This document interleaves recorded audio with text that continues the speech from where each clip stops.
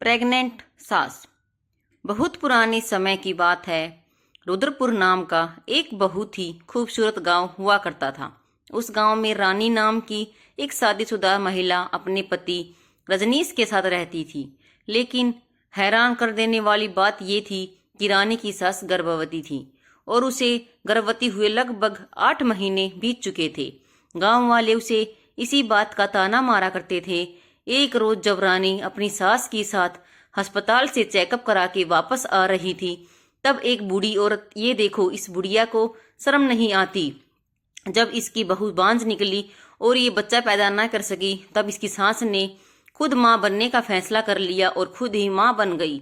दूसरी औरत, सही कह रही हो चाची, इस बुढ़िया को तो बिल्कुल शर्म नहीं आती। इसका पति तो न जाने कब मर चुका है, फिर भी इस उम्र में पता नहीं किसने इसे गर्भवती बना दिया।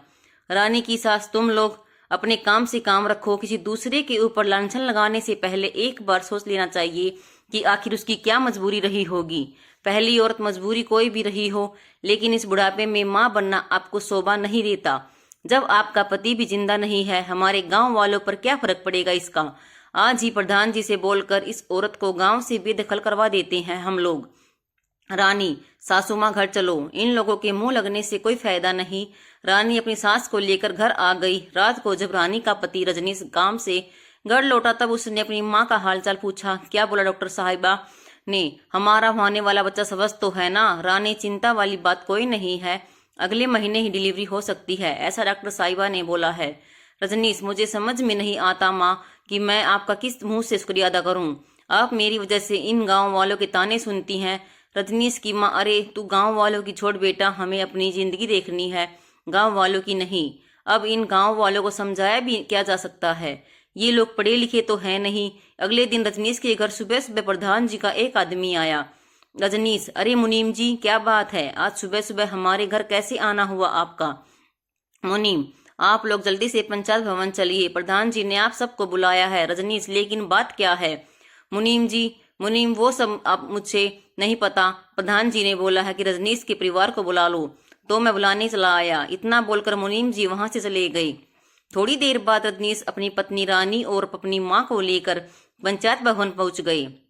वहां पर उन्होंने देखा कि पूरा गांव इकट्ठा था। प्रधान जी, रजनीश, इन गांव वालों का कहना है कि तुम लोग इस गांव में रहने के लायक नहीं हो। तुम्हारी माँ गर्भवती है और अपना फूला हुआ पेट लेकर इधर उधर घुमा करती है। आपके पिता भी जिंदा नहीं है, तो इन सब का असर गांव के नौजवानों पर पड़ता है। इस बारे में तुम्हारा क्या कहना है? रजनीश, प्रधान जी, बात यहाँ तक पहुंच जाएगी, इसका तो मुझे कभी उम्मीद भी नहीं थी, लेकिन लगता है आज सारी सच्चाई आपको बतानी ही पड़ेगी। अब कहानी कुछ सालों पीछे से शुरू होती है। रजनीश की शादी रानी के साथ हुई। उसकी सास ने रानी का स्वागत बड़ी ही धूमधाम से किया। रानी की सास, बहू, तेरे ससुर जी के गुजर जाने के बाद मैं इस घर में अकेली हो गई थी, इसलिए मैंने रजनीश की शादी कर दी। लेकिन तू भी काम में बिजी रहती है, इसलिए तू जल्दी से मुझे पोता दे दे ताकि मैं उसके साथ खेलती रहूं। रानी, ये सब तो भगवान के हाथ में है ना माँ जी। इतना कहकर रानी शर्माते हुए अपने कमरे में चली गई। ऐसे ही दिन बीतते गए, लेकिन रानी माँ नहीं बन पा रही थी। रजनीश की माँ, रजनीश बेटा, शादी के 3 साल बीत चुके हैं, लेकिन तुम लोग अब मुझे अभी तक पोता नहीं दे पाए। जाओ डॉक्टर को अपना आपको दिखाओ, कहीं बहू में कोई कमी तो नहीं। रजनीश, माँ, ऐसा जरूरी तो नहीं कि कमी केवल रानी में ही हो, कमी मेरे अंदर भी तो हो सकती है ना। रजनीश की माँ, हाँ, तो तू भी खुद को ही जांच करा लेना, पर मुझे किसी भी कीमत पर पोता चाहिए इस साल, उसके लिए चाहे जो भी करना पड़े। रजनीश, ठीक है माँ, मैं आज शाम को ही डॉक्टर के पास रानी को लेकर चला जाता हूँ। शाम को रजनीश अपनी पत्नी रानी को लेकर डॉक्टर के पास चला गया।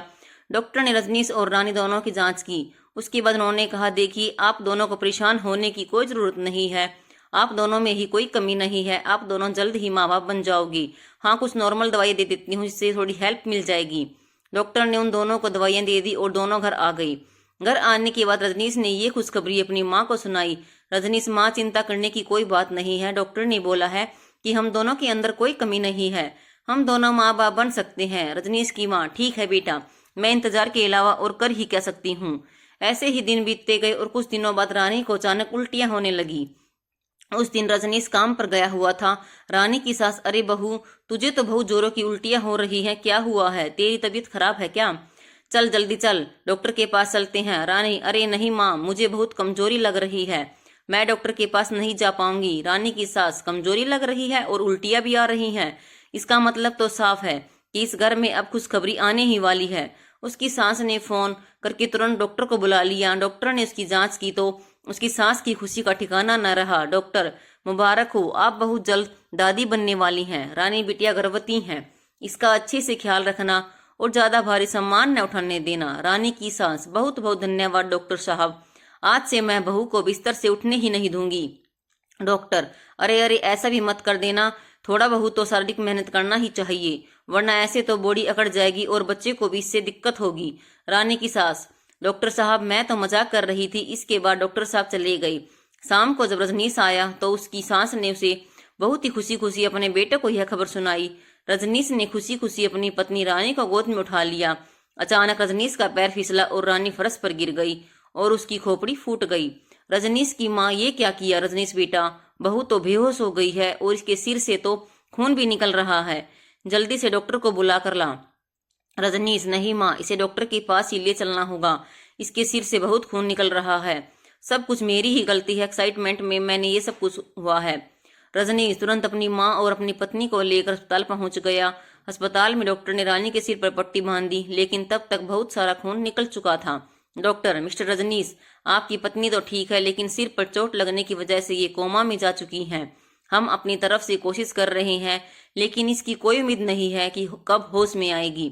रजनीश, डॉक्टर साहब, अभी अभी तो आपने रानी की गर्भवती होने की खुशी दी थी, अब हमारे बच्चे का क्या होगा। डॉक्टर, इसके तो बस दो ही रास्ते हैं, या तो हमें गर्भपात करना होगा या इस बच्चे को किसी दूसरे के गर्भ में पालना होगा।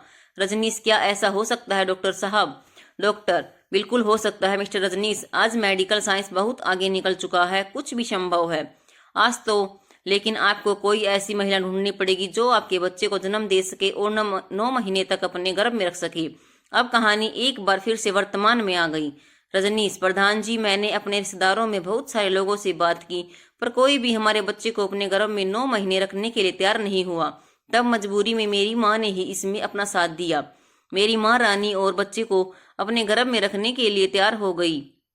ठीक 4 महीने बाद ऊपर वाले की दया से रानी भी कोमा से वापस आ गई। प्रधान जी, तुम्हारी कहानी तो बिल्कुल रुला देने वाली है बेटा, लेकिन इसे हम कैसे सच मान ले। रजनीश, मैं अभी यहाँ पर डॉक्टर साहब को बुलाता हूँ, जो सारी सच्चाई पूरे गांव वालों के सामने पेश कर देंगे। रजनीश ने उसी वक्त डॉक्टर साहब को फोन किया और सारी बात बताई। डॉक्टर साहब तुरंत पंचायत भवन में आ गए और उन्होंने सारी कहानी एक बार फिर से पूरे गांव वालों को और प्रधान जी को बयान कर दी। इसके बाद सभी गांव वालों ने रानी की सास से माफी मांगी। औरत, हमने आपका उल्टा मजाक उड़ाया, कितना उल्टा सीधा कहा, यहाँ तक कि गांव से भी निकाल देने की बात कर डाली, लेकिन अब तो आप एक माँ के रूप में प्रेरणा बन गई हैं हमारे लिए। हमें नहीं पता था कि मेडिकल में ऐसा कुछ भी हो सकता है, इसलिए ये गलतफहमी हो गई। प्रधान जी, माँ जी, मैं भी इन गांव वालों की तरफ से और अपनी तरफ से माफी मांगती हूँ। किसी भी माँ के ऊपर इल्जाम लगाने से पहले उसकी सच्चाई को जान लेना चाहिए, उसके बाद ही इल्जाम लगाने चाहिए। तो इस तरह से ठीक 1 महीने बाद उसकी सास ने रानी और रजनीश के बेटे को जन्म दिया। बेटे के जन्म वाले दिन ही पूरे गांव ने जश्न मनाया। प्रधान जी, गांव वालों, मेरी बात ध्यान से सुनो। रजनीश की माँ इस गांव के लिए और पूरे देश दुनिया के लिए एक बहुत बड़ी प्रेरणा है, जिसने बहुत सारी गलतियां और बहुत सारा मजाक खुद पर झेला, लेकिन अपनी बहू के बच्चे को अपने गर्भ में पैदा किया। ऐसी सास आजकल देखने को नहीं मिलती है। औरत, आपने बिल्कुल सही कहा प्रधान जी, आज के बाद इस गांव की हम सभी सास अपनी बहू से ढेर सारा प्यार करेंगे, ताकि हम सब की रानी की सास की तरह थोड़ा बहुत तो बन सके। इसके बाद रानी और रजनीश अपने बच्चे के साथ साथ खुशी खुशी रहने लगे। धन्यवाद।